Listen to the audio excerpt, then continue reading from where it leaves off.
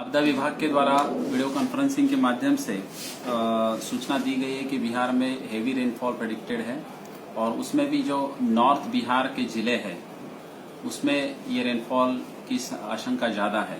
तो आगे आने वाले 72 घंटे में सभी मधुबनी के नागरिकों को मेरी अपील है कि वो सतर्कता बरतेंगे। विशेष तौर पे जो हमारे बांध है जहाँ पे कट एंड प्रोटेक्शन का काम हुआ है वहाँ पे वल्नरेबिलिटी ज्यादा है, तो वहाँ के गांव, वहाँ के पंचायत जो है वहाँ पे आप सतर्क रहेंगे। रात में विशेष तौर पे पूरी सावधानी बरतेंगे।